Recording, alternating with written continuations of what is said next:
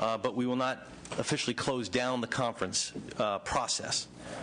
We're taking painful cuts but necessary actions to balance our budget. Given the size of our enduring deficit and the difficult choices required to eliminate it, our budget process can be described as making the best out of an incredibly bad situation. But here's the bottom line. Our job is to deal with our deficit in order to bring stability to California. By providing stability, we can instill a strong sense of confidence in people and business and rebuild California because we will have put the worst behind us. When we began this budget process, the governor challenged all of us to act outside of our comfort zones. Today, we're moving forward with a series of actions that demands it.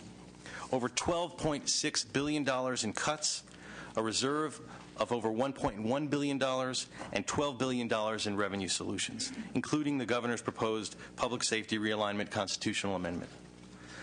On the Democratic side, we've put pounds of flesh on the scale to help balance this budget. We are cutting our safety net, something Democrats have long fought to protect more than any part of this budget. But we've agreed to take these cuts because we must act, and that requires concessions for the greater good. So in terms of today's actions, we're doing a number of difficult things. Child care, we're going to be taking 11 and 12-year-olds out of traditional hours. CalWORKs, we're cutting grants from 60 months to 48 months proposed. We're also cutting them back significantly. In medical, we're putting caps on access to care. We're making major revisions to the Adult Day Health Care program. By adopting these actions, we are backing the governor's approach. We're making substantial permanent cuts, and any claim that these cuts aren't real is to deny the misery that they will affect on vulnerable Californians. Any claim that these cuts do not go far enough expresses either a stunning ignorance or a callous eagerness to make cuts that are just painful for no reason. This is not a pain-free budget. Democratic priorities have taken their lumps. We need a willingness to reciprocate on the other side. By joining Democrats today in voting for these actions, Republicans can show Californians that they're also willing to make concessions born of necessity for the greater good. But if you don't support this budget today, you have a duty to put forward a plan to deal with this crisis. It won't go away by itself. The path requires participation, and no one gets a pass. I open this conference committee asking every Republican to come forward with ideas to help close our budget gap and bring you from a no to a yes. Assemblyman Harkey talked about a 20% across-the-board cut, and I appreciated that suggestion, even though I don't think it was to one that would bring her from no to yes. It's been talked about as not necessarily being a workable solution because it would force the early release of prisoners from our corrections system, and we may discuss it a little bit more in one of the items with the LAO. But I was pleased to see that some members of this conference committee were noted and even quoted in various newspaper articles as wanting to negotiate solutions. But the absence of actions here in the conference to back up this encouraging news sends a mixed message. As we continue to move forward toward a bipartisan budget agreement, it's going to be inevitable that all of us will have much that we dislike. But it's not an excuse to avoid our duty to pass this necessary budget in a time of great crisis. In this budget, we're all going outside of our comfort zone in a big way. I feel so far out of my comfort zone, I feel like Charlie Sheen at a rehab clinic times 10. But I know this is right, and we're sticking to it. Before we jump into our agenda, I do want to start by thanking the members of LAO, Finance, and our staff for devoting so much time and energy to work at this accelerated pace that has brought us to this point. And we're going to get started with the Part 2, but if there's any other opening comments, I'll happily entertain them. Mr. Chair, I think you said it all. I'll hold my comments for the hearing so we can get going because I know we've got a long agenda and we want to get it done today. Thank you for your leadership. Great. So let's start with Part 2 of the agenda. Yes, Mr. Huff. One quick thing. I just want to note that as things are developing here, we still have some lack of specificity on some issues. You know, there's going to be intent language or, to be written down the road. So on those items, we will probably be laying off or voting no without prejudice just because even though in some cases we believe the concepts are probably going to be okay, we don't know how that works out in the language. So I just thought I ought to throw that out before we get started. That's fair enough, and I appreciate that. And that's certainly a way to go with it. And also, obviously, anyone who votes for a specific item, and if as the intent language gets written, is free to vote against it when it gets to the floor if it should be different than what they expected, of course. Ms. Harkey. I would just like to stand corrected. A $1.2 billion, 10% across the board, 20% across the board does not mean early release of prisoners. It merely means that you're asking department heads to reduce their general operating expenses, and they can choose to do it whichever way they want. Thank you. I think that's what we pay them for. They have I understand a property right to work. I learned that yesterday, and I think that, if they're department heads, they ought to be able to look at their budgets and figure out what they need from what they don't. So I just want to stand corrected on that. Thank you. And 20%, 1.2 out of almost a $90 billion budget, I think they can do that. Thank you. Okay, and we can, one of the items when we talk about the unallocated cuts, I think we can have the LAO talk specifically to that issue a little bit to flesh it out. So let's start with page 1 of the deferral. There is a conference compromise. If everyone can get to page 1. I'm sorry, we're starting with part 2. And we're going to start with page 1 on part 2, the K through 12 inter-year deferral language. It's a conference compromise. LAO, would you like to briefly describe it? Edgar Cabral with the Legislative Analyst Office. We've been working with the Department of Finance to come up with a proposal, a compromise on the K-12 deferral language. We haven't cleaned up all the details, but essentially what it would do is move the $2.1 billion inter-year deferral the governor had proposed to do July 2011 all the way to July 2012. We would shorten that length of deferral, so it would be March and April deferred to July, but we would also increase the intra-year deferral in July 2011 to make up for that, so that the state is still in a good cash position. Okay. Any other comments on it? Okay, so we want to adopt the action is to adopt the placeholder trailer bill language to implement a $2.1 billion inter-year deferral of K through 12 revenue limits, and to direct the legislative staff to work with the Department of Finance, LAO, the State Department of Education. Mr. Chair, so moved. It's moved. On the Assembly side, 3-2. 3-2 on the Senate side. Next item is page 2, class size pending. We have the language on that. Move the Assembly version. The Assembly version has been moved on that, which is... That's continuing the one-year statutory. Right. Yeah. 1 year statutory. It's Appropriation. continue the one-year statutory appropriation on the K through 3 class size reduction. Any comments? Otherwise, we're 3-2. 3-2. Next item is CalPads. There is a conference compromise on that. That should be passed out at the moment.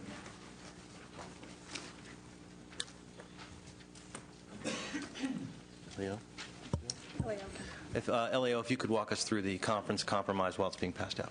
Jennifer Kuhn from the Ledge Analyst Office. So as you'll recall, for this item, the Assembly, consistent with the governor, hadn't restored any current year funding for the project, and the Senate had restored full funding, the $2.9 million. So staff has worked over the last few days, or a little bit longer, to come up with a compromise of $2.3 million. That would ensure that some critical project services like project management and oversight and some of the actual system enhancements continue to be implemented. But some of the staff that were provided for the program, given the long delay, would be reduced. So $2.3 million is what was the agreement regarding trying to maintain critical services but still find some savings. The compromise also would include budget bill language that would place a high priority on the transfer of knowledge and how to operate the system from the vendor to CDE. So moving forward, they would be able to maintain and operate it. It also finally includes trailer bill language. There are some services that CDE halted because of lack of funds associated with the veto, in particular with the school accountability report cards. And with the restoration of the funding, there would be language also asking them to restart those activities. Ms. Harkey. How are we funding this presently? Well, in the current year, there is essentially no funding for CDE to fund CalPads. There is some money from a 2008-9 appropriation that is paying the contract amount from the original appropriation. This money is federal funds, and as part of the compromise, we tried to use the best combination of federal funds, so we reduced some Title VI and increased some Title II. But So we're getting federal money for this? Yes. But we're asking for, what is it, 2.9? Yes, Okay. the money in both the Senate plan and the conference compromise is entirely federal dollars. And are we sure that we'll get those? We essentially already have them. They're being carried forward, so they're money the state has received already. Move the compromise. Compromise has been moved. Any outstanding questions? Okay, on the Assembly side, it is 3-2, and the Senate 5-0 on the Senate side. Okay, next item is page 4. Next open item, the libraries. This one is pretty much a splitting the difference conference compromise of $15 million. Conference compromise has been moved unless there's any questions. It's 5-0 on the Assembly side, 5-0 on the Senate side. Okay, next item. UC language, compromise, trailer bill. Is that passed out? Or that's coming around?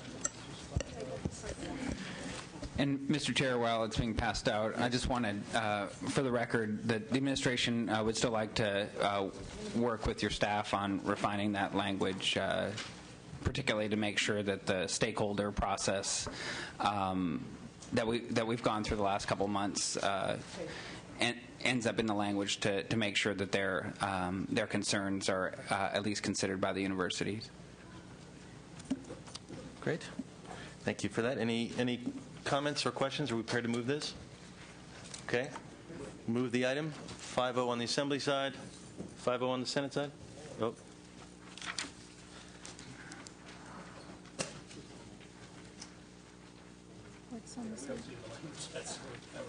Okay, we can come back to it, or the LAO, do you want to make a comment about the language? Is this what we're adopting then? Right? Yes, we're adopting the compromise trailer language that should be in front of you, and Finance comment. LAO, do you have a comment about the language? Steve Boylard with the Analyst's Office. This language actually, we think is a good compromise. It's based on actually the administration's proposed language with some minor modifications. It does ensure that the university, which will be taking a $500 million reduction, come back with a plan on how it intends to accommodate that reduction with specific actions and estimated amounts that would be saved from those actions prior to the beginning of the fiscal year. So it gives you an opportunity to see how those cuts would be made prior to the beginning of the fiscal year. So I guess the question, is there something on top of this plan, or this is it right here? I believe this is it right here, the trailer bill languages. Okay. Then we're okay with that. I'm happy to be correct if I'm wrong on that, but that's my understanding, is it's just this trailer bill language. Okay, in that case, we're 5-0 on Assembly and Senate side. 6 and 7 are closed. Moving to page 8. The CSU, the language is being distributed on that. While it's being distributed, LAO or Finance is welcome to make. This language is parallel to your UC language. It too requires the same reporting, and like the UC language, it specifies an enrollment target for the university. We'd recommend adoption. And it gives necessary flexibility.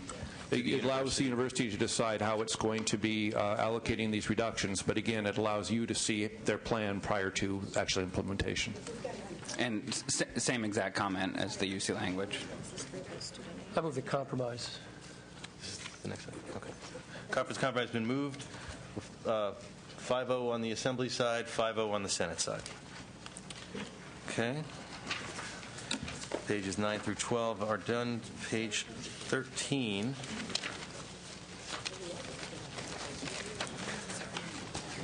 Okay.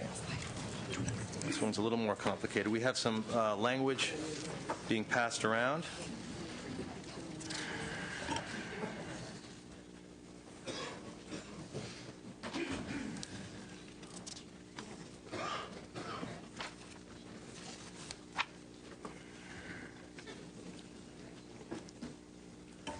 Okay, so we have conference compromise language on this. LAO, do you want to make a comment or finance on this language?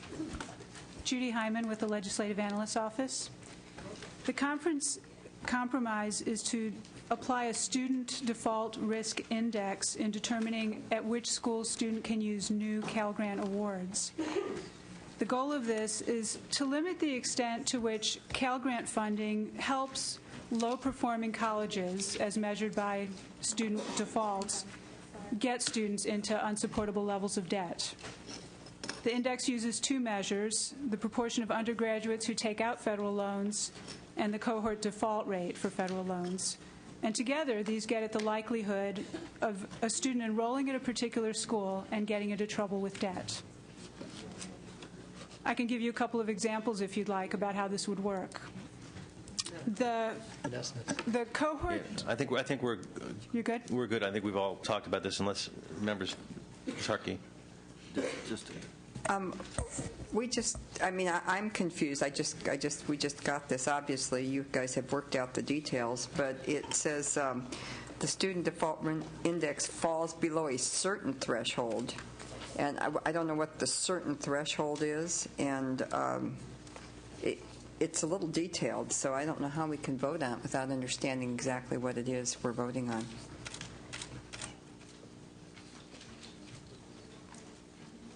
Yes. LAO, would you please?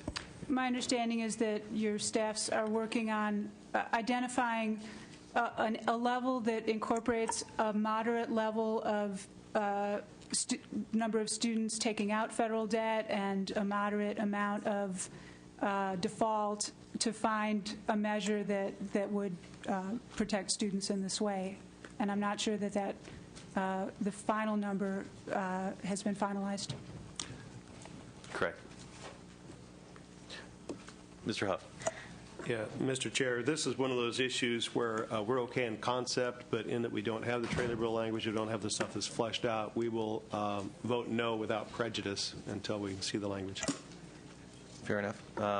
Again, the point of this one, and I respect that, is to basically take the impact away from the student, so that that's why we're moving it to this formula rather than going after the student directly, and then to have an impact on behavior of some of the schools that may have high default rates and that type of thing. So this is to create that formula. I move the conference compromise. Yeah, the compromise has been moved. Mr. Leno had a comment. Just to say, I think this is a thoughtful way to proceed, as opposed to many of the other moving parts that we could have based this determination upon, such as graduation rate, employment rates. It's really the default on the loan rate that is the issue we're trying to get at, because if someone graduates, they have a diploma, they can't get a job, they'll still fail with their payments. If they're making their payments, that is the measure of success. So I think it's a good determinant, and I think it's well thought. I just want to ask, given that there might be some very tiny little schools that maybe have 2 or 3 or 5 recipients, would you suggest we might want to set some kind of floor for even participation rates to be impacted by this formula that we're establishing? But I think the language does have a line that says take into account a factor for schools with low number of Cal Grant recipients. So it does provide that direction. Do you find with as is? With the language as is, because it does include that phrase in the language, taking into account a factor for schools with a low number of Cal Grant student recipients. So exactly the problem that you refer to, with if there is that really the school needs to have a decent sample size of defaults before you prevent future students from. If you're fine with it, I'm fine with it. Does Ellie also want to talk about the second part of this compromise? Ms. Skinner. We're going to do it separately. We obviously don't have the full language, so I think we know the intent, and we should just move it as is with the intent, and we know that we're going to get final language later and can. That's fine. Yeah, That's okay. fine. And do you want to take these separately or together? I was going to do it separately. So the first is on the language, the compromise language on the default rate, and then we'll talk about the Cal Grant Renewal Award. So first action is on the default rate. We 3-2-3-2. So concept's okay, but the vote will reflect a 3-0. The O's in this case are without prejudice. And the similar... Okay, so 3-2, 3-2. 3-2, 3-2 with the understanding that the 2 on this side represents a no without prejudice. Second part of this is the Cal Grant Renewal Awards, and this is a new item, so if we could have Department of Finance, you want to start with this one? Sure. Thank you, Mr. Chair.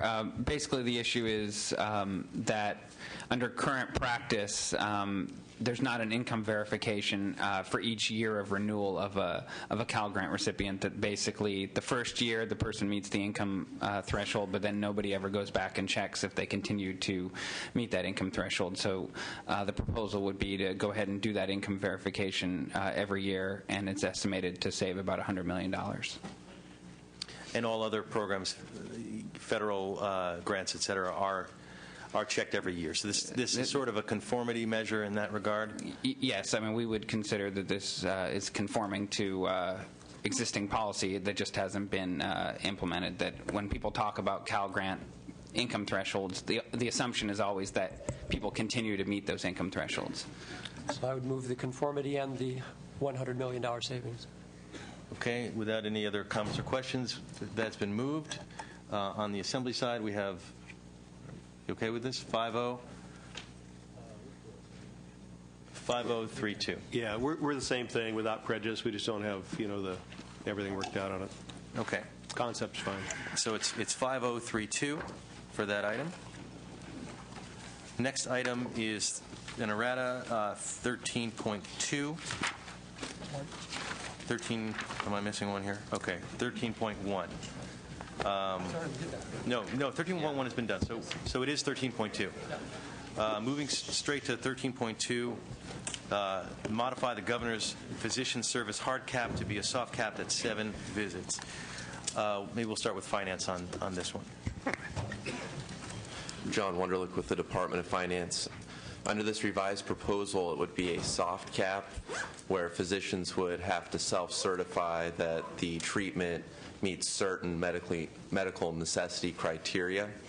The limit would be lowered from 10 to 7, but again, all medically necessary services would still be available.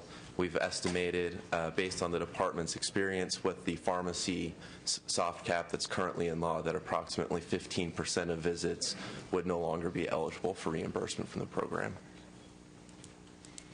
Any comment? Mr. Emerson. A question to LAO. Does this create real savings in this program, going from the hard cap to soft cap? Thank you, Meredith Worden, Legislative Analyst's Office. We just learned of this proposal a few hours ago and withhold recommendation, and as such, I'm not sure how it would be operationalized. Thank you. Thank you. Mr. Chairman. Mr. Nielsen. This is part about self-certification. Could there be some criteria built into this self-certification? In other words, what the criteria has got to be for the self-certification? That would be an area that could be a little bit of a loophole. Yeah, I believe, and maybe we get some clarification from the Department of Finance, that it's not self-certification. It's the physician has to certify that it's medically necessary. Is that correct? My point, well, I may have misstated, but based on some kind of criteria, it just can't be, well, whatever they say is okay. There's got to be some kind of a guideline that they have to follow. That would be the trade bill language. Mr. you want? I think Mr. Nielsen's point is well taken and will be clarified in the trailer bill language. Okay. Mr. Huff. Yeah, just absent detail, absent LAO analysis, we're going to vote no without prejudice, as in previous actions. And I'll move the soft cap. Okay, soft cap has been moved. Without further questions, okay, we have a 3-2 reflecting without prejudice 2, and the same on the Senate side, 3-2 without prejudice 2 on that. Okay.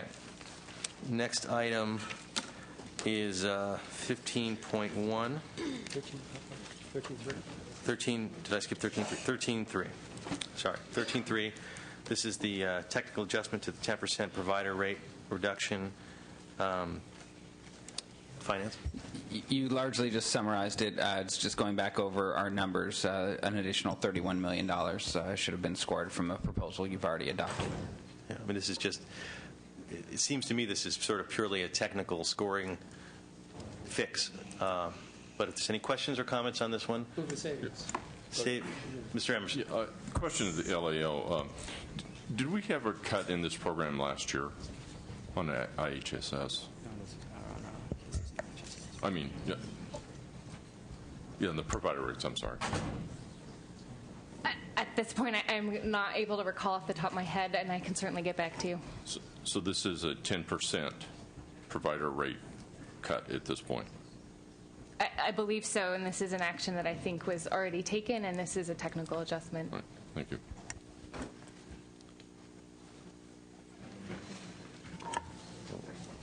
Okay. We ready to move that? Move the technical savings. We have. Are you a question or are you a? I'm sorry, Ms. Harkey. Okay. So on the Assembly side, we have 4-1 in favor, and on the Senate side, 3-2. Okay. 4-1, 3-2. Next item is 15.1.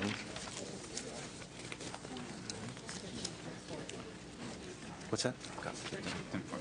13.4. Okay. 13.4 is the next item. Maximizing federal funds through the use of Emergency Medical Services Fund. 13.1. Okay. LAO or finance on this? I guess we'll start with. Sure. Currently, there's a portion of motor vehicle fines and payments made when people go to traffic school that are deposited into a fund that's retained locally to help offset the cost of treating uninsured patients in emergency departments. And the local governments currently do not get a federal match for these funds. And under this proposal, $55 million of these funds would be redirected to offset general fund costs for providing emergency services in the Medi-Cal program. And the concept is that under the new Section 1115 waiver in Medi-Cal, it provides a significant increase in federal funds that can assist local governments in offsetting their uncompensated care costs. Okay, so basically a new savings item here. Are there any questions or comments? Otherwise, we move the item. It's moved. We're 5-0 on the Assembly side, 5-0 on the Senate side.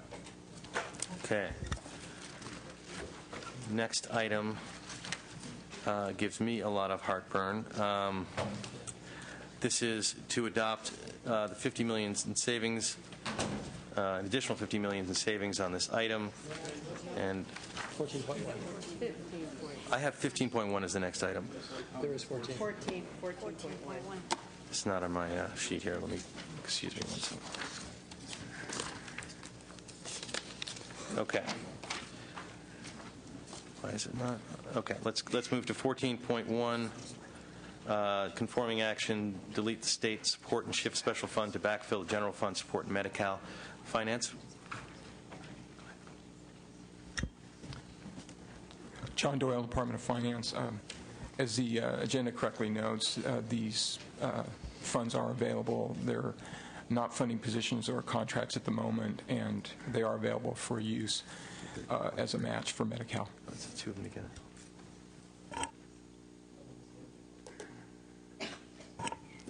Any questions or comments on this one? Otherwise, savings have been moved. I think we're 5-0 on this. Okay. Okay. I think my list is now up to date here. So now we're moving to 15.1. Finance, do you want to start with this one?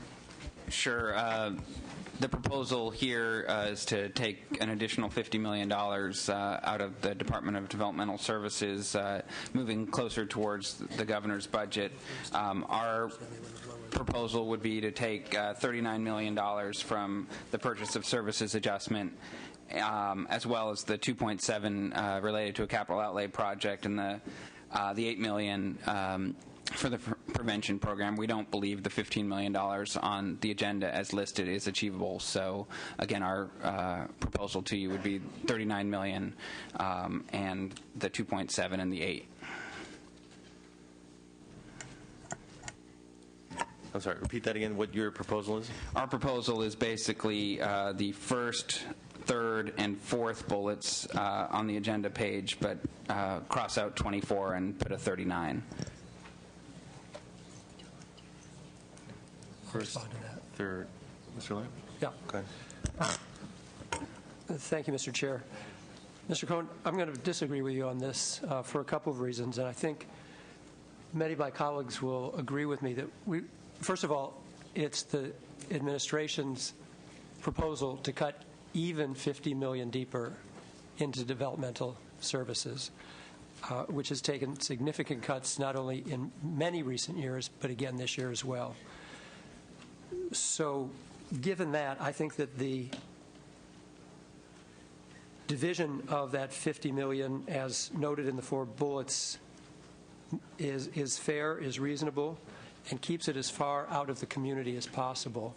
And the suggestion that we take $10 million out of the 15 from the developmental centers and add that on to the purchase of services, I think is not where we want to go. And given that we're still spending about $346,000 per year per patient at the developmental centers, that there is a savings to be found in the actual, not the projected, population numbers, that this amount of savings can be found there. Let me just explain. And the administration's proposal is for much more savings for this. So in our view, the standardization of services, there is more savings to be that is obtainable there. But the proposal here as a compromise, $39 million, you still will have the opportunity through the process to review the specifics that would go along with the $39 million. They'd come back to you later in the spring for adoption in the final budget package. So in addition, on the $15 million, this is another one where if we can get more savings out of the developmental centers, obviously, given these times, we're happy to do that. But this proposal isn't specific to the point where we feel it's obtainable, and that's, as you know, we sort of opened with that at the beginning of conference committee, that any cuts we want to be achievable, and we just don't have specifics on the $15 million that would give us that level of comfort. Yeah, I mean, we've been trying to keep these cuts away from the consumers, so I'm not comfortable with it. Mr. Emerson. Yeah, Department of Finance, the one thing that's really very obvious to me, we're not looking at anything in terms of the department. You're taking it out of local services that are the most efficient and effective way to provide services. Can we look at some savings here in Sacramento in the department and not create such, because I agree with my colleagues over here, this is simply unacceptable to me. Sure, and this gets back to the similar conversation we had in the Department of Corrections, where this administration is committed to achieving savings wherever we can, making state government run more efficiently, but just simply taking money out of their budget without identifying specific actions is simply going to leave you a bill at the end of the year for $15 million. And I don't think that's in anyone's interest to simply create this situation where we've underfunded a budget and not given them the tools and the policy changes to actually save the dollars. Yeah. But I will commit to all of you that if there are specific proposals over the next couple of months that can achieve the $15 million, then obviously we're happy to talk about that. Mr. Emerson. All right, then, how about taking a look at some regional center operations in their administration as a secondary proposal. I mean, I think we can find some efficiencies both at the regional center level and not take it out of the services to our clients. But let's take a look at both at the regional center and here in Sacramento. Sure. Mr. Leno. Thank you. Mr. Cohn, a couple questions for you. Would you agree that current level populations are lower than what had been projected for 10-11? Let me turn it over. Carla Castillo, the Department of Finance. The population numbers are trending lower than originally estimated. In the current year, not significantly, and in the budget year, the estimate does forecast a decline. A further decline is something that would be looked at next year. So you acknowledge there is a decline from the projected numbers in 10-11? The governor's budget does not include a decline in current year. And No, I'm not saying what I know that's my next question. First, I want you to agree that the population is in fact lower than what was projected. I believe that's correct. That's question one. Number two, have you scored any savings? In the current year, No. not specifically for that population reduction, but there were workforce cap reductions. Okay, so there's some savings right there that we haven't accounted for. The department has had reductions for the workforce cap and contract savings negotiated last year. So have we budgeted for any program consolidations or better cost containment needs in each of the different facilities? In the current year, I don't believe so. In the there's budget some more year, savings for you? In the budget year, that has been proposed. How about adjustments to non-level of care staff? That was part of the budget year adjustments approved by the Current year? Current year, I don't believe so. There's some more savings for you. So, and then how about review of all contracts? No adjustments have been made. And overtime. There isn't a budget year adjustment for overtime based on the contract negotiations. No reduction for overtime. Okay.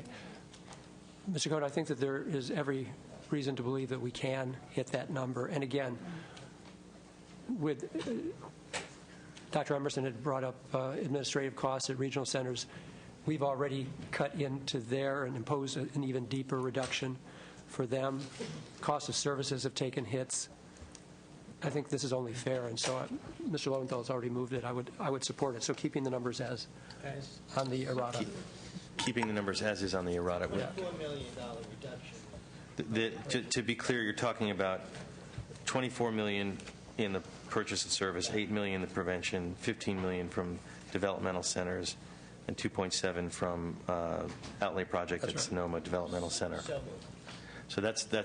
I'm sorry. Did Mr. Emerson? Did you have another comment? I don't want to cut anyone off on. So the substitute motion is to leave it as is here on. Yeah. I mean, this one's been pulling teeth. I mean, it was opened to try to further reduce the cuts away from the consumers, and then as part of this process, I know the department is insisting on an additional 50. And now, as I just learned a few minutes ago, trying to do the switch with the increase on the purchase of service, which I wasn't aware of that switch until just moments ago, and I'm not ready to go there. And the proposal that's been moved is the way it's written on the compromise sheet, with the numbers that I just read for the 50 savings. So that's the proposal. Mr. Cohn, or we could meet you halfway and just reject the additional $50 million cut. That obviously doesn't get us to the level of cuts that's the target for the administration. So we're happy if you to turn it another way. If you want to add the 15 to the 50 that I laid out, we could look at that as well. Okay, so let's move what's in front of us. It's been moved. We have on the assembly side, we have 5-0. 5-0 on the Senate side. Okay. That's with the purchase of service adjustment, Mr. Chairman? No. Oh, sorry. Go ahead. Purchase of service adjustment's a part of that? Stays at 24. It stays at 24. The overall hit is 50 more, but the numbers are, as you see it, stays at 24, does not go up to 39 as was proposed. Okay, next item is the page 16, I believe. State Administrative Support Mental Health Services Act, Prop 63. Finance, LAO may want to start this one, or either way. Finance, would you like to start?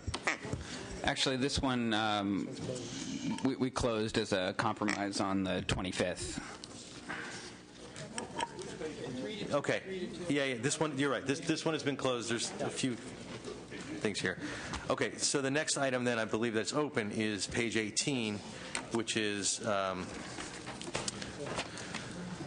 Transitional Housing Program plus THP. And that's really a conforming to the realignment. But that's correct. You can, if you make it conforming, that's fine. But basically, the point is you won't get general fund savings here. They come through realignment. So moved. So moved. Are we 5-0 on this? 5-0 conforming. 5-0-3-2. Okay. Next one is the errata 19. I'm sorry. Back to the previous vote on the conforming to realignment, page 18. It's a 3-2 vote.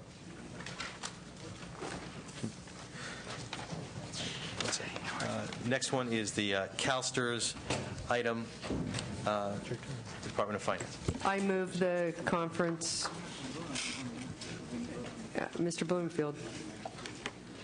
Mr. Bloomfield, I'm making the motion. We may not need the explanation. Okay, I think we're all clear on this one.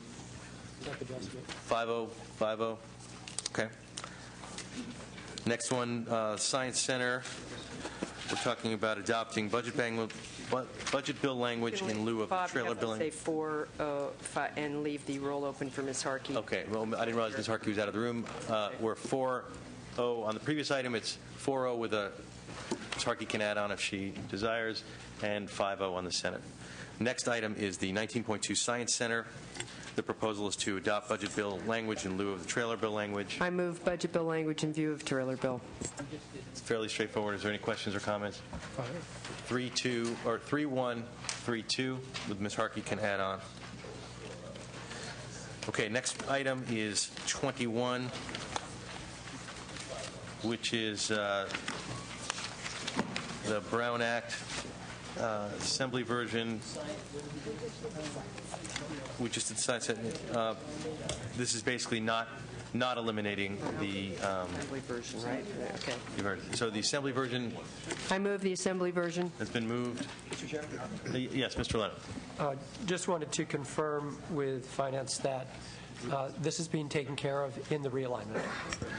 That is correct, and so you would actually be able to take the full $63 million in savings. So it'll be put into the Constitution. There will be a constitutional provision, yes. Perfect. Right. But this particular item is not to do that. This particular item is just to keep the mandate. Okay, Assembly version has been moved. Comments or questions?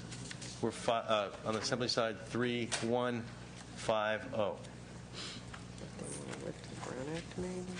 3-1-5-0. Next item.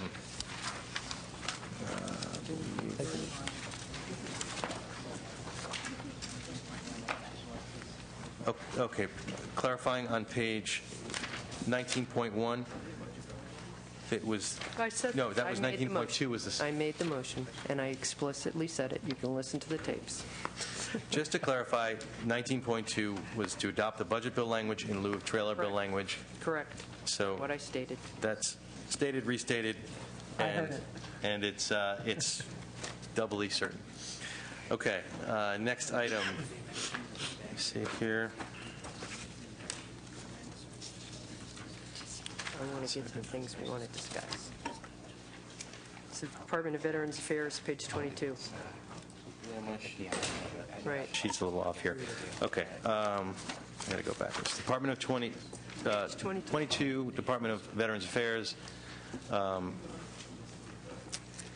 don't have this on my sheet. This is the. Is there a compromise? Assembly modified. Right. This is the modified Senate proposal. So we could have. Got it. I remember. Finance. Go ahead. Sure. The notion here is that the homes are on track to be delayed for 3 months, and so you would end up with $8.1 million of general fund savings as well as the conforming actions. The difference being between 6 months and 3 months. That's right, so shorter delay. I would make that motion. It's been so moved. On the Assembly side, 5-0, 5-0. Next item is 23. This one, I think, this is the one Mr. Nielsen had some language on. Yeah. No. No, okay, I'm sorry. This is 23, the reduction of state operations.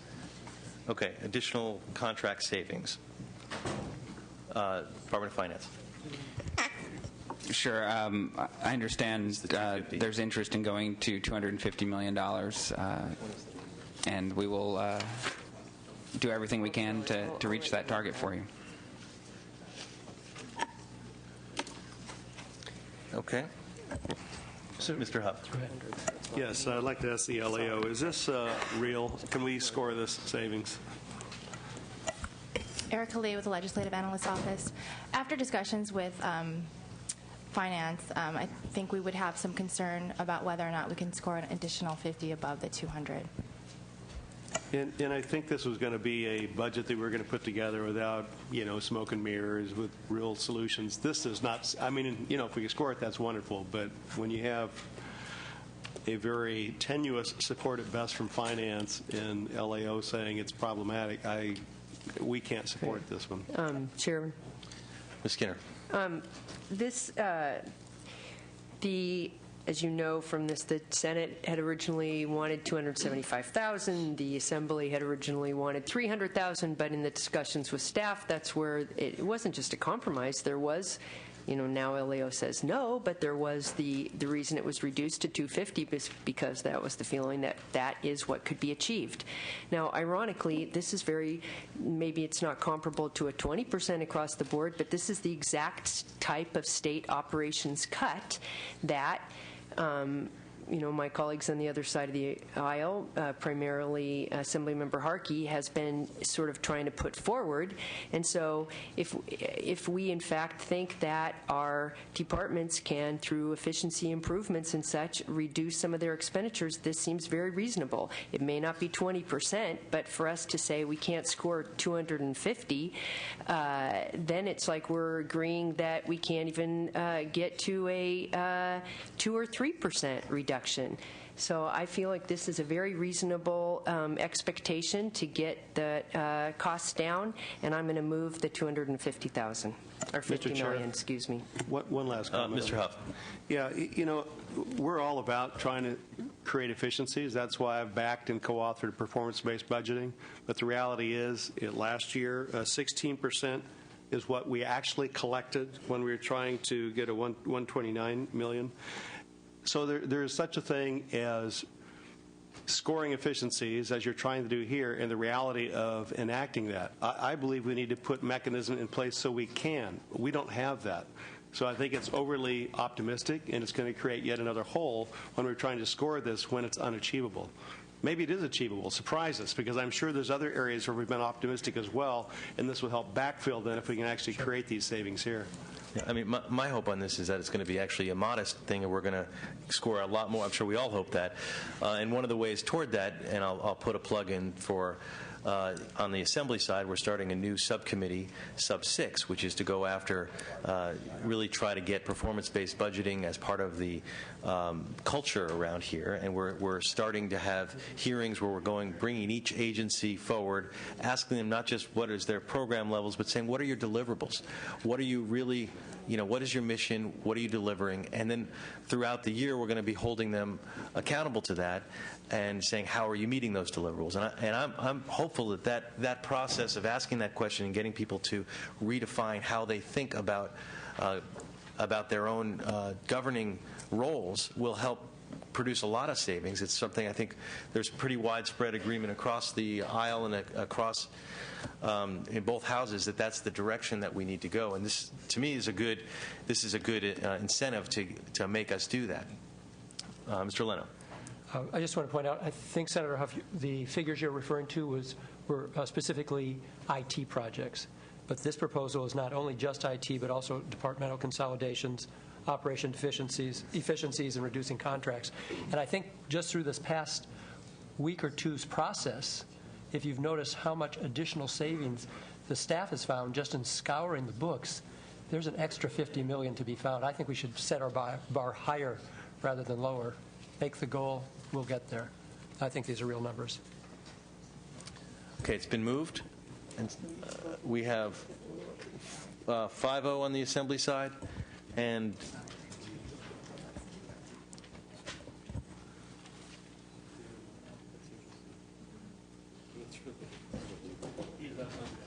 we have 4-1 on the Senate side, and we are all hoping to exceed your expectations. Yes.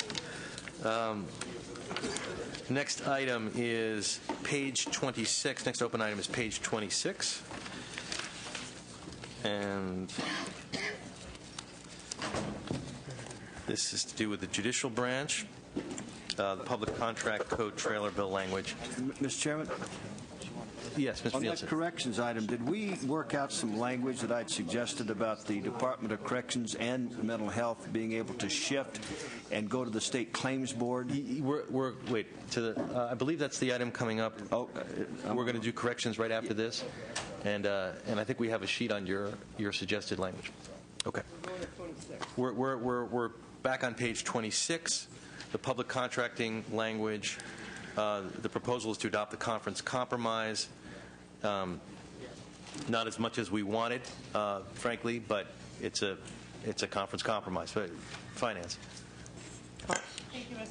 I'll move the compromise. Okay. Are there anyone want to hear finance or LAO? Or everyone's comfortable with this? Then we'll go ahead and vote on it. We are 5-0 on the Assembly side. And 5-0 Assembly, 3-2 Senate. Okay. Next issue is item 28. This is the one, Mr. Nielsen, where we have your language. Mr. Nielsen has some proposed language,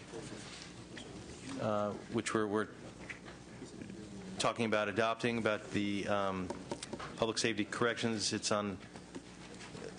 Sergeant Pat, does everyone have that language in front of them? Dealing with. All right, we're waiting for that. And if we want to have finance talk about the language, the Nielsen language specifically. Sure. As I understand Mr. Nielsen's language, the interest is making sure there's an opportunity for the legislature to review claims that are paid by the claims board on items from past years. We're committed to working on the language. I think if Assemblymember Nielsen's amenable to continuing to work on the details over the next few days, then I think we can get at the issue. And it also has application, I understand, to the Department of Mental Health, so she would be cognizant of that as well, please. Absolutely. And my point in this, that they cannot just go to the claims board for these massive amounts of money to redirect at their will, that's got to come to the legislature. We should be the authority that makes that determination, not the claims board. Okay, so we're going to take a vote on the language specifically. I think we're 5-0 on the Assembly side and 5-0 on the Senate side. Okay, so next we're going to move to page 30. The San Quentin State Prison condemned inmate complex. And Department of Finance. Perhaps I should turn this over to Senator Leno, but I would assume he would have a comment on it. But we're not supportive of the language. I'll just leave it at that. All right. Mr. Leno, would you like to describe this one as of particular interest? Again, this was language that our conference committee had supported last year, which very simply will require that the Department of Corrections be able to verify that they can withstand court challenge to this idea of double bunking for the rebuild of death row. And it's not a small or insignificant question, because if they cannot, and my understanding is there's just one state in the country that does, that if they cannot withstand the legal scrutiny and sustain the proposal, that we would have entered into constructing a $360 million project with lease revenue bonds, which would bring the total cost with debt service to over $1 billion, and find ourselves yet again at capacity within just 3 years. So it would make sense that we take this slowly. This is not a time for us to be cavalierly throwing money at this department or at new projects in this department when they're coming at us with $400 million deficiencies and ongoing uncertainties as to how they're going to contain their costs. So I think this is a very reasonable measure, and we're prepared to move the Senate version on this. So unless there's Mr. Emerson. Questions of the Department of Finance. What are the security and safety concerns that the administration has with respect to this project? Chris Leaf, Department of Finance. There are several security concerns with the current condemned inmate housing. The perimeter security is inadequate for condemned. The exercise yards, the wall is the secure perimeter, so there's just that one layer between the condemned inmates and the outside. The inmates, when they're moved through the institution, they're moving through areas with non-condemned inmates, so they requires extra security to move condemned inmates. And the housing design was just not made for this high security inmate. Yeah, I have a couple follow-up questions. One, what are the history of any problems you've had with moving this population to a different facility?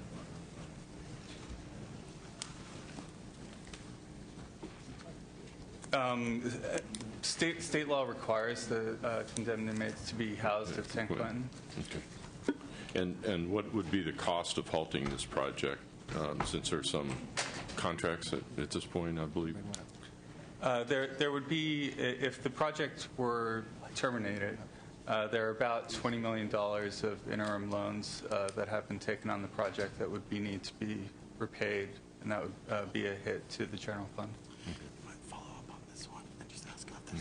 Efforts to move into a different location.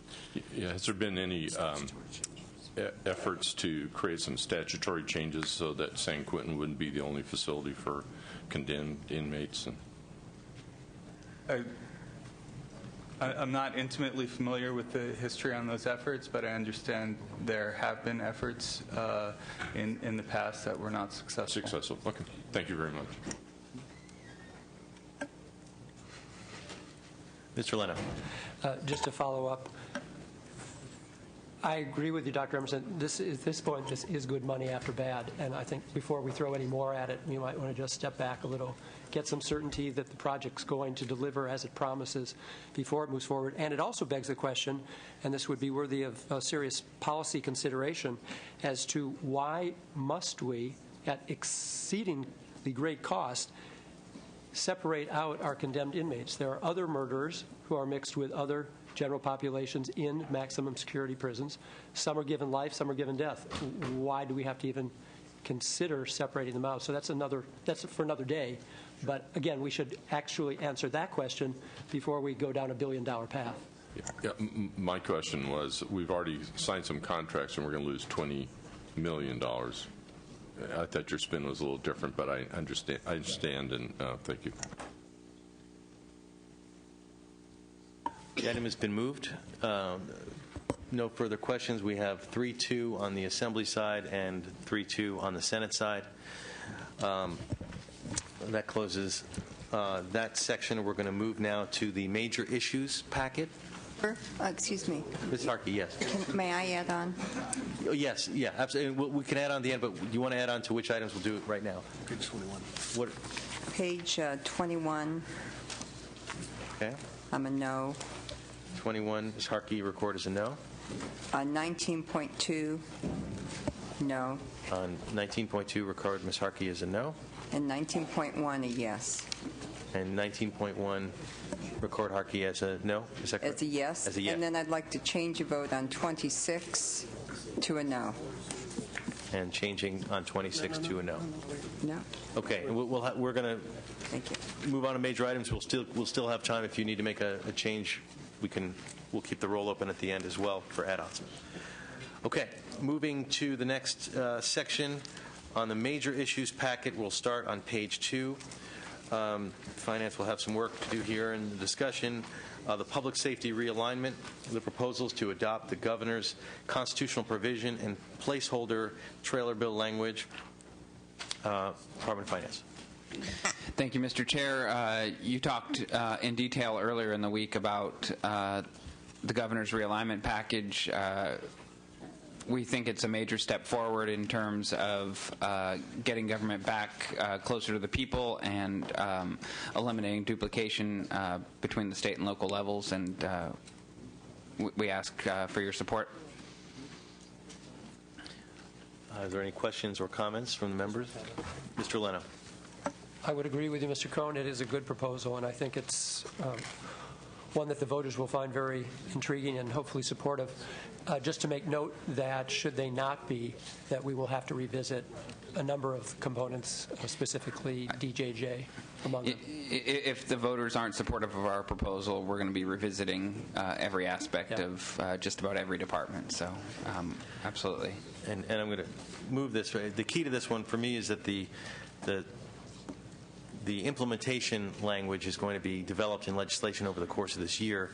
We have the conceptual realignment that goes to the voters, and then the program by program the legislature still has the control over that and can use appropriate input from the counties and really involve the stakeholders so that they don't feel like it's being done to them, but it's really working in partnership with the counties and with the stakeholders. So with that, it's been moved. We have 3-2 on. I'm sorry. A question, Mr. Hupp. It's actually more like a statement in that this realignment is predicated on voters extending taxes and then allocating to that. We think it's half-baked because it's that hole in the budget I talked about when we had our opening comments a long time ago that, it's not a balance unless the voters step up to the plate, and it seems like we haven't done our job, so we'll be voting no on this. Well, Mr. Chairman, I would have to, this is not the place to debate, but I just must confess grave reservations about this whole realignment thing, and that's enough said. We'll debate it further later. Okay, so we have, it appears to me it's a 3-2 vote. So we'll move on to the next item.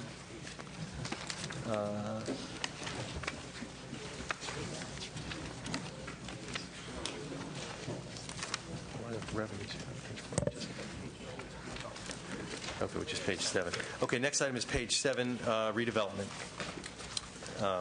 Another large issue we've talked about quite a bit. Yes, we have.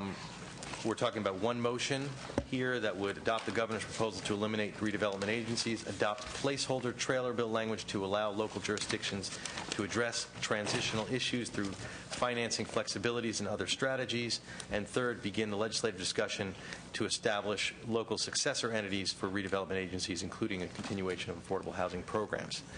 Department of Finance. As we have since January 10th, we think eliminating redevelopment agencies is the responsible choice at this point to get dollars back into core local services. So we support the motion, and we're happy to continue that discussion through the legislative process in terms of what the state's economic development policies will be. Ms. Harkey. Thank you. Like I said, I've never been a redevelopment supporter, and the problems, though, are here is that this is a Prop 22 issue, and we're all hearing about let the voters decide, and the voters did decide, and now we don't like what they've decided, so we're going to nuke it.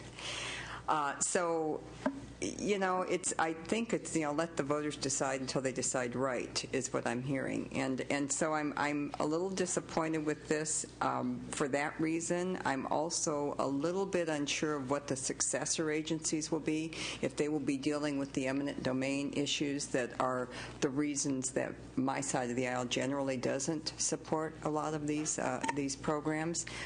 So until I see a real people support eliminating eliminating redevelopment, but that's really not what we're doing. We're taking the money one time, and then we're going to form another agency that won't have to comply with Prop 22, and that will have other government agencies involved in it at the local levels, is what I'm seeing. So I can't support this right now because I don't think it's fixing our state. I think it's quick money, and I understand that. But this is a little bit, again, it's an idea without a full policy, and I understand your haste, but I've just got some reservations about the whole thing. Thank you.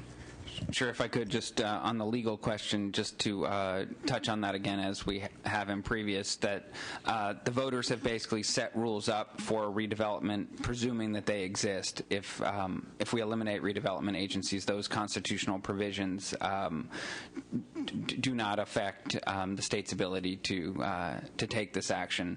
In terms of successor entities or successor economic development policies, those have not been settled at this point. The governor's thrown out some ideas. Other members of the legislature have thrown out other ideas, and that'll go through the regular legislative process, and there will be plenty of opportunities to debate the merits or demerits of any proposal.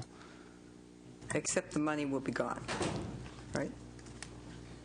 The financial arrangements of existing redevelopment agencies will go back to school districts, cities, and counties to spend on core local services, yes. No, they're actually not. They're going to fill a state hole right now. $1.7 billion is what you've got charted to fill a state hole. On 1 year, and then starting in 12-13, $1.9 billion would go back to local entities. Maybe, if we've got it. I'm sorry. This is just, I understand what you're doing. I appreciate you're supporting your boss very well. I appreciate that. But I think that when the Prop 22 was passed, the voters did have redevelopment agencies, and now we're taking them away. So that's what I'm saying. And I appreciate your going through this with me. Thank you. Okay, we have Ms. Skinner, followed by Mr. Nielsen, followed by Mr. Leno. Ms. Skinner.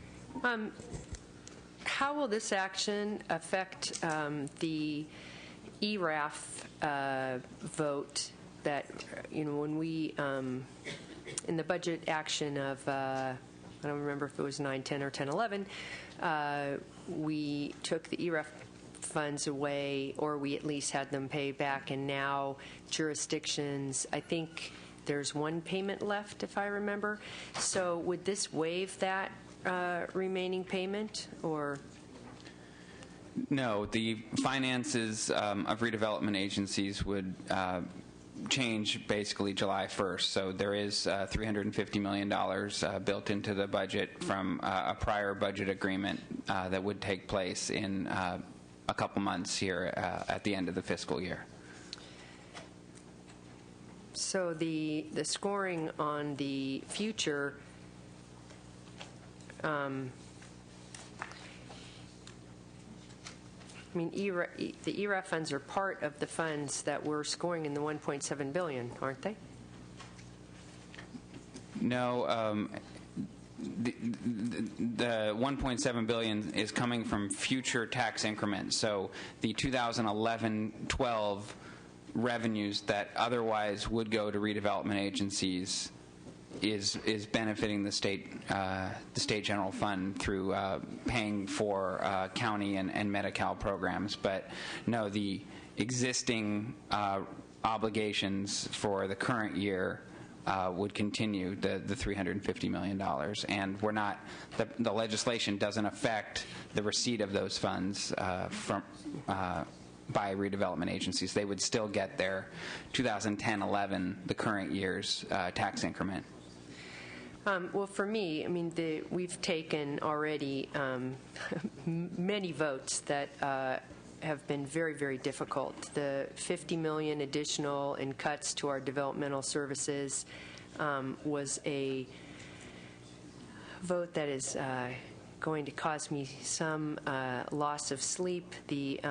I know we have upcoming votes on child care and others that, again, extremely, extremely difficult.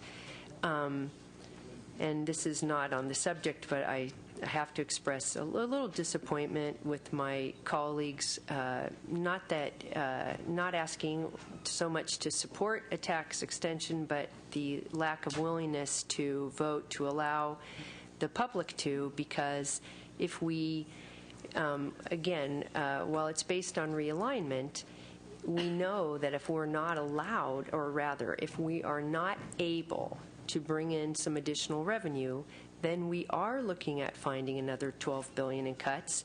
And some of the cuts that we've been discussing today are, I think, as some of the votes you've taken are without prejudice, so I know it's just that you haven't had language, but some of the other votes, you've disagreed with the cut, and it's really hard to see just where we would get the additional cuts needed.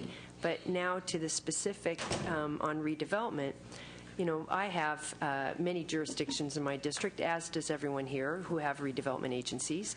But I have one in particular where across the board, the entire city's property valuation dropped by 20% in total, overall, no place.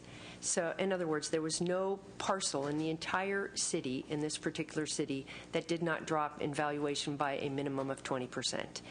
And has very high unemployment, very, very severely hit by the foreclosure crisis, and very high poverty rates. And they have been using redevelopment for affordable housing and for actual, not that other communities haven't also, but for real improvements, economic development activity in this very low-income area. And by this vote, I will be stripping them of not only this funding, but the tool, as well as some of my other jurisdictions. Others of my jurisdictions have been using it primarily for brownfield development. And as we know, the private sector has little interest in investing in brownfield bringing them back to usable parcels. So this is a very difficult vote. But I have been persuaded by looking at the data around the growth in the amount of property tax increment that our statewide, our redevelopment agencies have been taking, thus pitting, again, not purposefully, but just because of the way the design of the program has pitted that activity against our schools and other services. And then additionally, because while I respect the voters' action in Prop 22, the net consequence is that it doesn't enable us to make some of the reforms to the redevelopment law that might get us to the point where we can begin to shrink, we can address the abuses, shrink the growth of tax increment, and do some other things that might enable us to be aligned that reflects our current budgetary and economic situation. So as far as I understand it, and of the legal advice you've given us, we have no choice but to eliminate it as currently structured and then allow a phoenix to rise from the ashes and design a new program. So I will be casting the vote today with difficulty, but with the commitment to try to structure something in the future that provides for those real legitimate uses that redevelopment can do, but still put some reasonable limits on tax increment and others, or whatever funding source we use, not committing to what funding source it is. Okay, Mr. Nielsen, followed by Mr. Leno. Well, I'm no fan of redevelopment. In fact, I'm the founding president of a statewide organization devoted to stopping the excess of redevelopment agencies, particularly eminent domain. And I have been calling for, and I think the governor's proposal is a great opportunity for some really significant reforms, or what I would call whoa, to rein in the excesses of the excessive accumulations, if you will, of the increment funds and the kind of games that are played with that. It's time to get the whoa. I'm going to abstain on this vote right now because I'd like to. There is a plan that has been proffered by the advocates supporting redevelopment agencies that would be a step in that right direction for a whoa. I'm willing to consider that, and so instead of a no vote today, or rather a yes vote, and something that probably would be more to my heartfelt sympathies, I think we ought to take a look at it, and that would be a vote to consider this alternative proposal. Mr. Leno, followed by Mr. Huff. Thank you, Mr. Chair. From another perspective, we owe a debt of thanks to the voters of California in support of Prop 22 because the enactment of it has allowed us and the administration to take a step back and review how we've been doing business for the past 50 years. Is there another way, a 21st century way, to deal with the issues of economic development, redevelopment, and affordable housing other than the way we've been doing it? And as we've seen the portion of our property taxes that we, the state, have decided to take from the local agencies and have us determine how it will be spent, grow from 2%, from 1% to 2% to 12%, and if we keep doing business the way we are, could hit 15 or 20, to say, no, we're going to give this money back to where it came from. And that's to the school districts, to the cities, the counties, the special districts. And given that this is earth-shaking for many stakeholders, and I don't want to speak lightly of that, I just want to give some reassurance that there is the political will and the desire to recognize the great benefits of economic development, redevelopment, and funding for affordable housing, and that I believe in this calendar year we will come together and begin to reconstruct this program in a new way, removing some of the excesses that we've seen experienced in recent years and create something better. And so with that in mind, I just want to give some solace to folks who think that this is the end of the world. No, in many ways it's the beginning of a new world, and I think we can do better. So I'll be supportive of this. Thank you. Mr. Huff. Thank you, Mr. Chairman. Well, as I have said before, the finance scores this as a cut, and it's shifting some funds from redevelopment over to prop up some other items, such as Medi-Cal trial courts with one-time revenues. It's a one-time fix. And it presumes there's actually $1.7 billion out there. You hear a lot of different numbers, but we don't believe that is a real number. That's some number grabbed out of the air with no substance behind it. And that is a problem. Now, I outlined a plan last week that would create a win-win as opposed to a win-lose, which this is. I'm not sure what the Brave New World looks like, but I know that there are ways to tackle some of the redevelopment abuse that's already been done, some in statute in the early 90s. Some of the abuse that is trotted around actually stems back to prior to the latest reforms, but there's other reforms that could be done as well. But this approach is throwing the baby out with the bathwater. Additionally, we have no interest in substituting local economic development with lowering the threshold for taxes, because that's what this is predicated upon. Somehow we're going to make it work by letting the voters in the local districts decide by voting themselves some money for economic development, whereas the redevelopment model we have now creates something out of nothing. You take a blighted area, brownfield area, flood district area, whatever it is, and you're working to develop something above that baseline. And the locals that do it get some compensation in the meantime for doing it. So it creates that incentive to do economic development that we just don't have at the state. And I do believe, regardless of all the testimony we get that it doesn't work from a state level, I do believe it does, because we all have seen some experiences of it working well.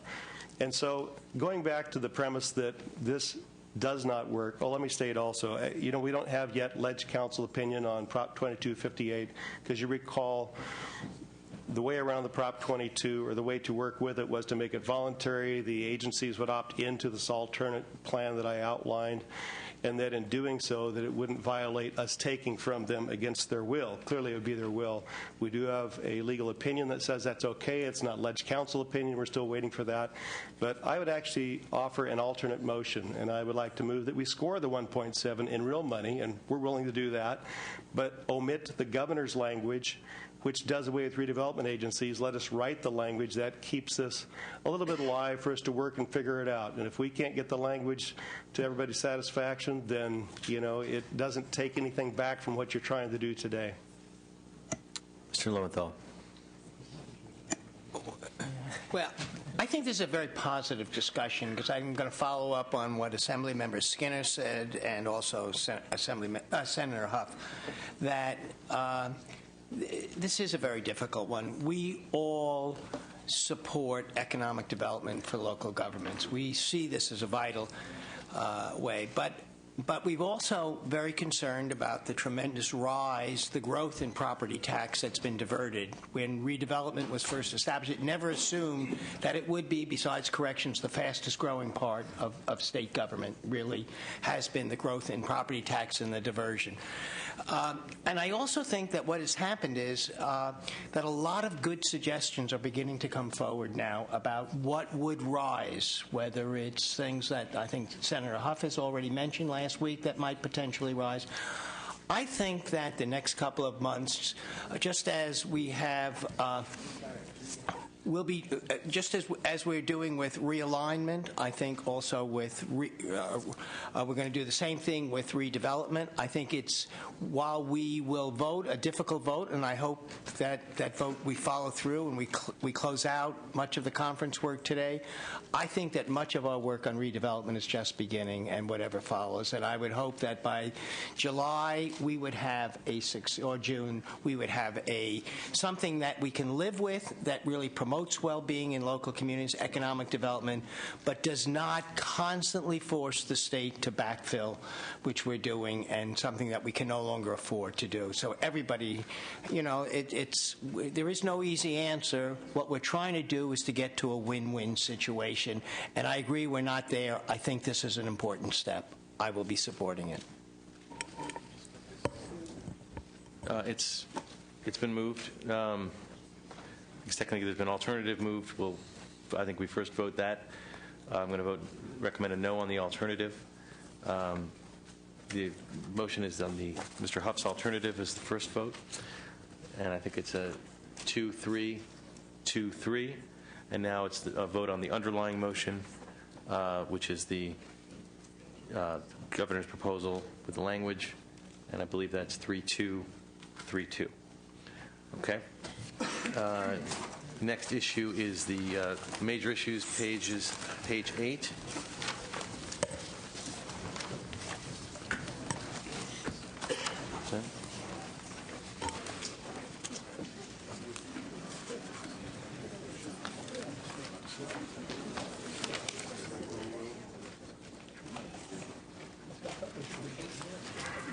Okay, gas consumption surcharge. The motion is to adopt $155 million in savings, plus the ballot, the BBL language. I think that one's pretty clear. Is there a motion on that? Yes.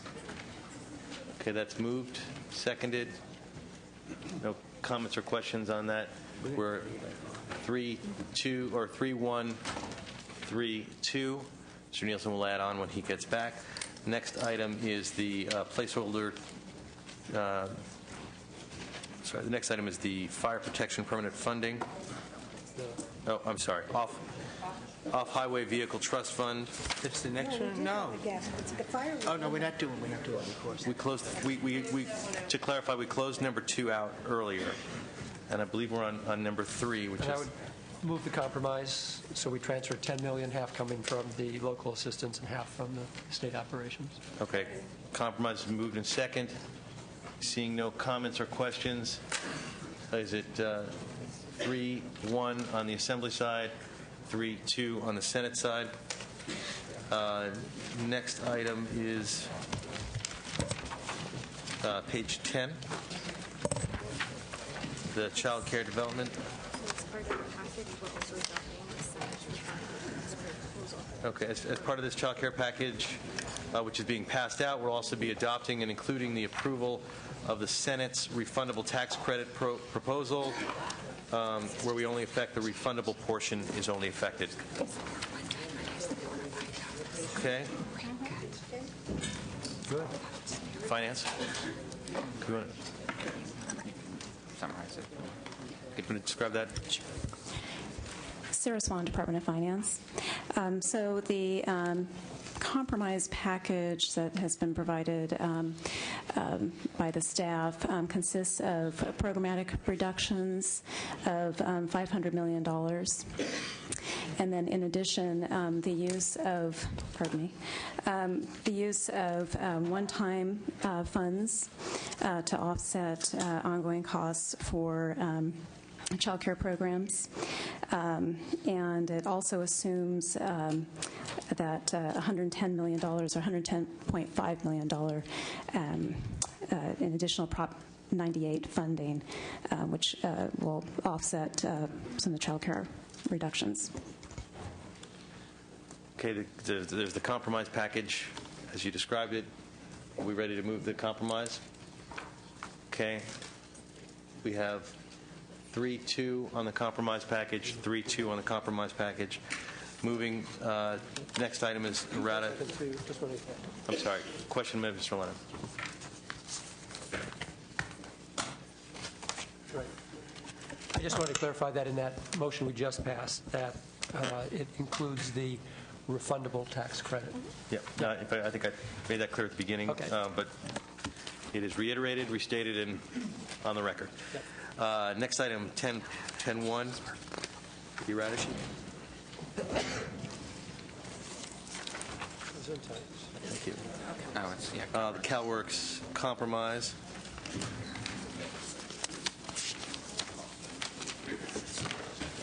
And just as it's being passed out, I think all the staff are aware that there are some technical adjustments that will be needed on the interaction of various proposals with the exemptions and the earned income disregard as well. Okay. CalWorks compromise has been moved. We prepared to vote on this?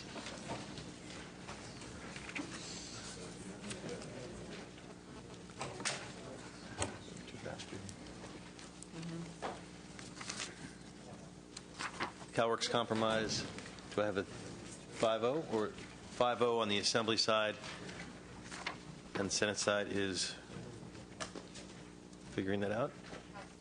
CalWorks, we're 5-0 on that?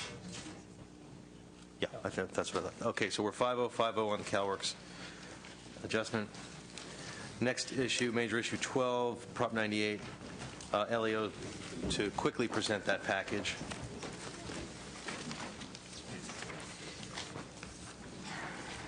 On the Prop 98. They're handing it out. LEO, please go ahead and start while they're passing it out. Edgar Cabral with the LAO.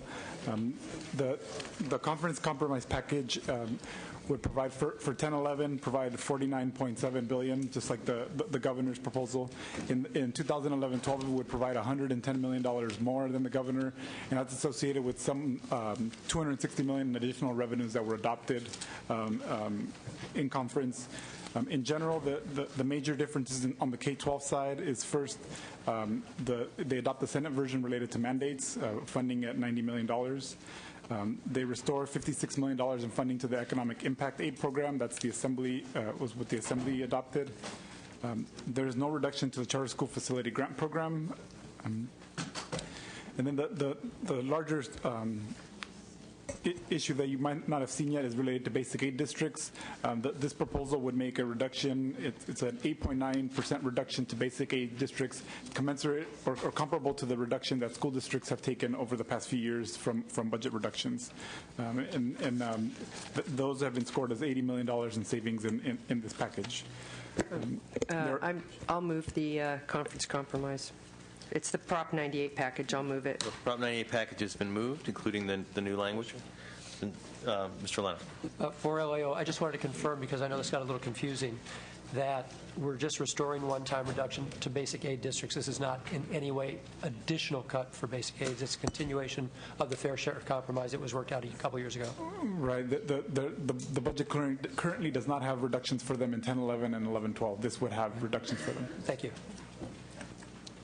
Okay, it's been moved. Vote on the Assembly side.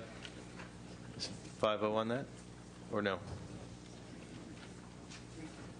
3-2, 3-2, Assembly Senate side. Next item is page 14, Prop 10.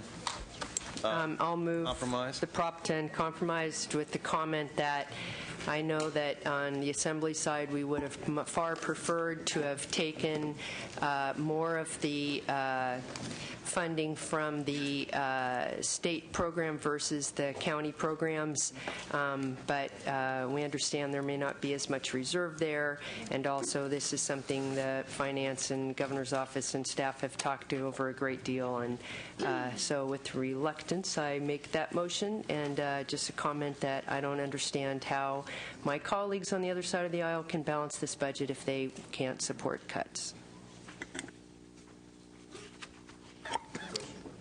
Mr. Emerson. Yeah, to the Department of Finance is latest 2 years ago, I think we had an issue on Prop 10, and it was a 2/3 vote of the legislature. What's different about this proposal that's not requiring a 2/3 vote? This does require a 2/3 vote. Proposition 10, by its language, allows the legislature to amend Proposition 10 to further the purposes. We think this compromise does that, and a vote of the people is not necessary in this case. But why did you think a vote was necessary in January of the? What's changed? What's changed is the proposal is not making ongoing changes to Proposition 10. It's in a 2011-12 one-time issue at this point. Okay, the Prop 10 package has been, compromise package has been moved. 3-2 we have, on the Assembly side, it's 3-2, or it's 2-2 for the moment. Okay, it's 2-1 for the moment, and 3, I'm sorry. I would say we would support this if this went back to the voters. Okay, it would be supported if it went back to the voters. Unfortunately, the proposal in front of us is not, so it's 3-2. So it's 2-1, 3-2. Next item is page 15.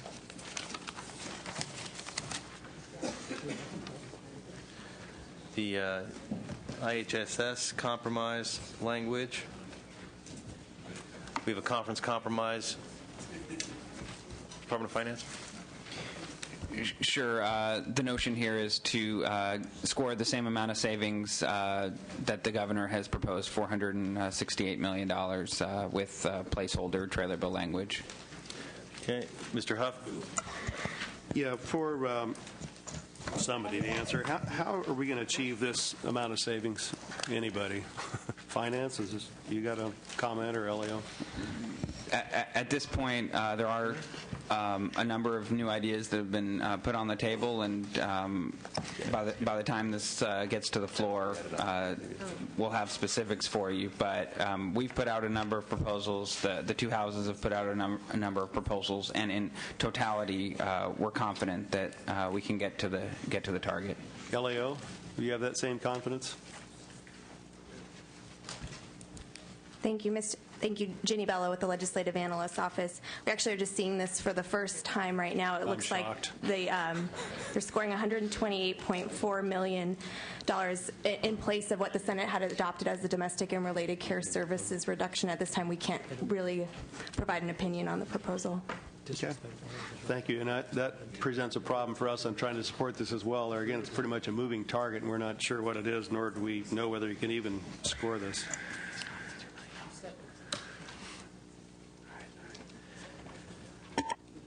Okay, it's been moved.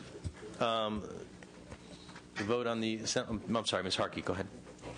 Is there any way to achieve savings of these amounts? Because I think they're necessary, and we had them in this on this topic.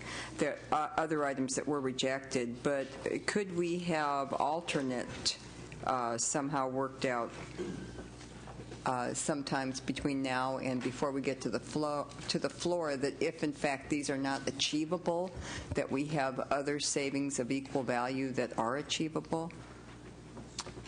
I'm not sure the question you're saying. If we Well, what I'm saying is we have a question on the caseload adjustment and the community first choice option, and those are the two issues that are quite large in here for savings, $121 million and $83 million. And we do believe there are savings to be achieved here in IHSS, but maybe not these categories, because we have questions as to whether they were double counted and other things that you've heard before. So I don't want to belabor the policy here, but I would love to support this if we could have an alternate, a fallback position in case these savings were not achievable.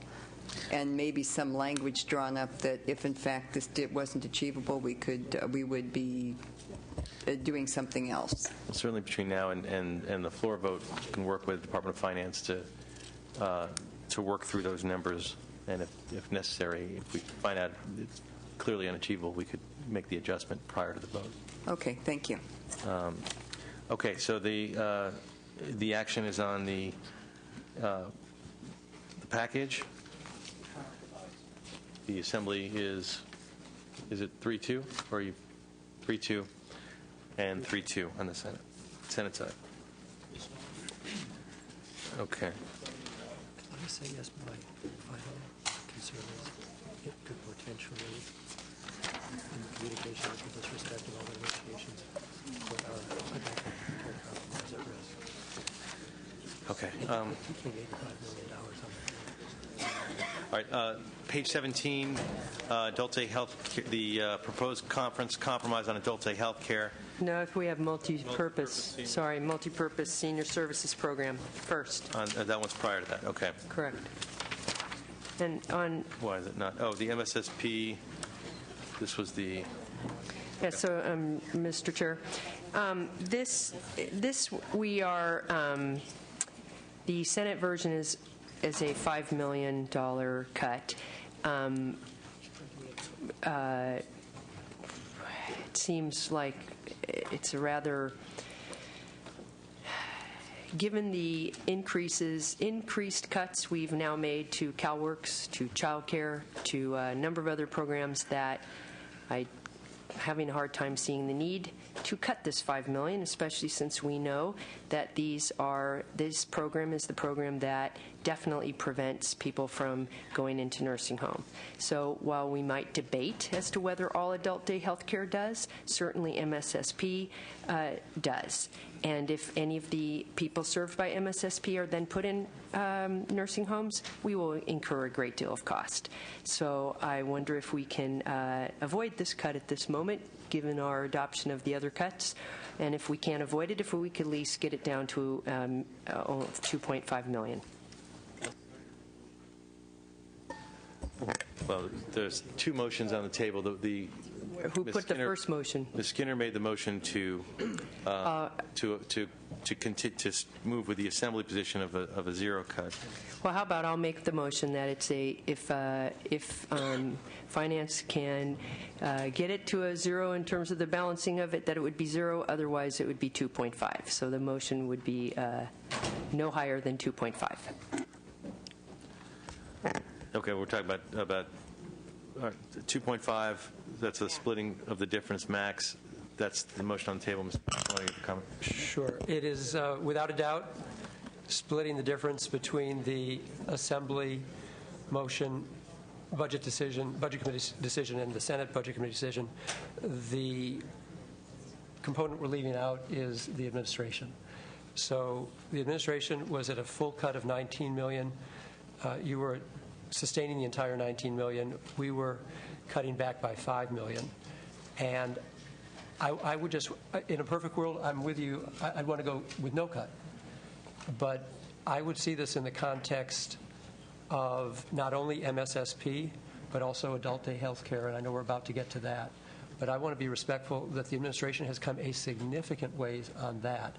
And to fight over this $2.5 million, I just think it doesn't work in the bigger picture, and I think we've got to keep our eye on the bigger picture of our senior services from a greater perspective rather than just MSSP.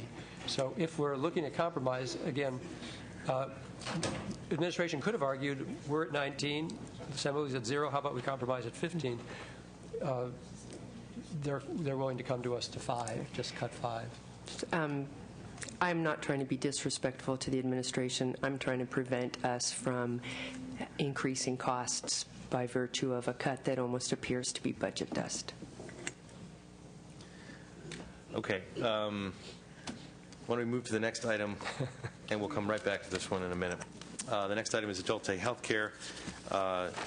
It's related in that in order to,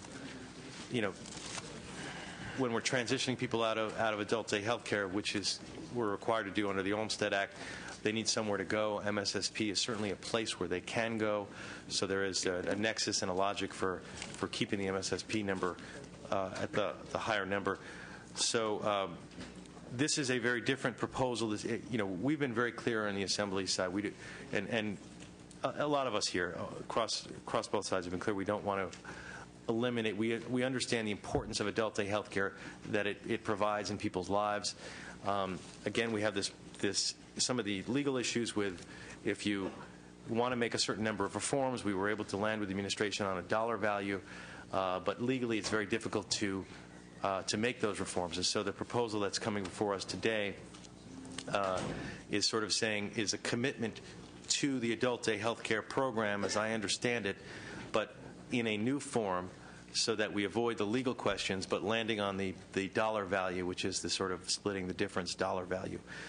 With that, I will let Department of Finance describe this proposal. Sure. So the proposal is elimination of the adult day health care, and then setting aside $85 million to develop a replacement transition program. That's going to be complicated, but we are committed to working on it over the next couple months and doing our best to make it an effective program, and are committed to that process over the next few months, and we'll get there for the June second phase of this budget process. Okay. Well, I just want to make clear that the language that we would be committing to, I want to make sure there's a special direction to staff in terms of that we're really talking about the creation of a new program, sort of the ADHC2, where we would be committed to moving these folks into the same kind of community care that they've been in, so that adult day health care providers who are listening to this are not going to, after this hearing, close their door. Instead, they're going to say, we're going to have a new way of operating. We're going to develop that. There's a transition period here. There's money for the transition. There's money for this other program. So I just want to make sure that as we draft this language, that's really clear. Even though the action is technically an elimination, it is an elimination with a very specific recreation and rebirth that is going to happen concurrently. Any other questions or comments? Mr. Lamb. Mr. Chair, I just want to back you up in your comments that for those who are following our actions here today, that as the motion is to eliminate, it is with the language very clear, proceed with legislation in 2011-12. I would suggest that we're probably going to take care of it by July 1st to recreate this program in a more cost-efficient fashion. Again, because of legal challenges that have enjoined us from finding savings and reducing the program from 5 days to 3 days, and trying to create a threshold for acuity levels that we just are caught in a bind. We can't do it. So through the elimination, in a way not unlike redevelopment agencies, we can then create a better program. And I was struck by a story in yesterday's paper, an executive director taking home $800,000 a year for this program. That's just wrong. And again, because of the legal challenges in the past, we don't have many options. But I think given where the governor was at complete elimination, where the Assembly was at $150 million for the program, Senate at 25, we're going to bump this up to 85. All of it can be dollar for dollar match with federal money because it's still going to be a medical program. Again, not a perfect world at all, but all of us are committed to seeing that this program stays alive, and also keeping in mind that as we approach 2014 and federal health care reform coming to California, there's going to be additional dollars through Community First Choice and possibly some other funds, so that we can look forward to augmenting that 85 plus 85 federal that's proposed in this compromise to even greater funds potentially reaching to where we were in the past, but in a different format, and again with greater efficiency. Ms. Skinner. Just our chair already clarified this, but just to make a slight clarification for your comments, Senator Leno, is that this is different than the vote on redevelopment in that, yes, we are eliminating the adult day health care, but in the same trailer bill, as I understand it, what our chair is requesting is that in that same trailer bill language, it is explicit that there's the appropriation of $85 million for a newly constituted service without having to be specific on what it is. So that's a bit different than the language on the redevelopment. So it would actually be in the trailer bill without the definition yet or the, exactly what it's constituted as, but it would be explicit in the trailer bill. Thank you for the clarification. It's that we're committing to the creation of a new program, and that's where, all the reforms that we've talked about, that's where the savings dollars is where we're moving. So that is, Mr. Huff. Yeah, since I sense a motion coming here real soon, I'd like to bifurcate the motion so that you have closing on one line and then the language on another, because once again, we don't have the, any details on this. And we're not sure how this birthing process is going to take place. So we do have some concerns there. Okay, there's been a request to bifurcate the motion. I think they're inextricably linked, the two motions, but I will entertain the bifurcation for Part 1, which is, I'm going to call it Part 1 and Part 2 because they are linked. But the first vote is on Part 1, which is the straight elimination. And we have a 5-0-5-0 on that. And then the Part 2 is the proposed conference compromise language, which specifies the recreation of an adult day health care 2, and it specifies that the savings level. On the second part, the vote is 3-2, 3-2. Okay, next item is going back to MSSP. Is okay. I think the Assembly wanted 5, the Senate wanted Assembly wanted 0, Senate wanted 5. There was a motion to just split the difference. We're just to move us forward. Mr. Chair, I happened to look in my pocket. I had the spare change, and so we're going to go with you. Great. So the motion is to basically it's a $2.5 million maximum cut on that. It's 5-0 on the Assembly. It's basically up to a $2.5 million cut to the MSSP program. No, we're not there. We were willing to support the Senate action. Actually, we're willing to support the governor's action. So this is, coming down that much more from where we believe we need to be in cuts. Okay, so it is a 4-1. I'm sorry, Ms. Harkey, you had a comment. Can we say it is at least 2.5? No. And not up to? That's not the motion. The motion that was put on was no more than. Can I offer an alternate? Alternate to the alternate? You can offer the alternate. Okay, so the motion is no more than 2.5, and it's a 4-1. I'm sorry, Ms. Hart, do you have a question? It's okay. It's a 5-0, 3-2. 5-0 in the Assembly, 3-2 on the Senate. Is there a? Well, actually, that is the last item. It's been quite a journey here in conference. Before we do the final vote here, I want to thank the members, LAO and Finance, and our staff for devoting so much time and energy to work at this accelerated pace, which has brought us to this point. As has been stated, we've gone far outside of our comfort zones to govern through these difficult times for the greater good. By passing this budget, we can bring stability to the state, which can instill confidence in people and businesses to rebuild. In order to bring this process to a close, I'd like to entertain a motion to adopt the conference report for SB 69, reflecting the actions taken in our hearings today. This will enable us to adjourn this committee and move the budget to the floor. Do I have a motion? So moved. It has been moved. The vote on the Assembly side for adopting all the action that we've had today and moving to the floor is 5-0 on the Assembly side.